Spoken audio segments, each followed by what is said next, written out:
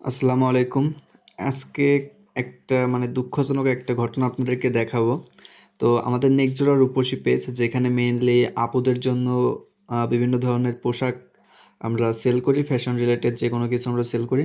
যাই হোক, তো আমরা একটা অ্যাড ক্যাম্পেইন করতেছি আর কি।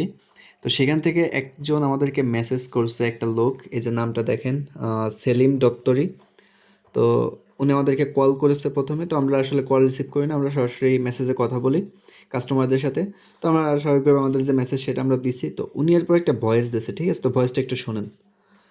হ্যালো, কি খবর? ভালো আছেন নাকি? মালয়েশিয়াতে বলছিলাম। কি আশেপাশে ভালো মন্দ বয়সে জানান। আচ্ছা, তো এরপরে আরও একটা মেসেজ ভয়েস উনি দিয়েছে, তো শুনি ওটা একটু। কি ভালো মন্দ দিয়ে জানাইলেন না? তাই না জানান, তাড়াতাড়ি জানান। মালয়েশিয়া থাকবো, মালয়েশিয়া এখন 12টা বাজে। ভালো মন্দ জানান।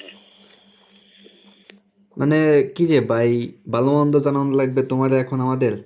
এই সমস্ত কাস্টমার বা এই সমস্ত লোকজনের সাথে আসলে আমরা ঠিকঠাকভাবে ব্যবহারটা করতে পারি না, এদের এই এই ধরনের বিহেভিয়ারের জন্য। তো নামটা একবার দেখেন, এই যে সেলিম দপ্তরি নাকি ওনার নাম।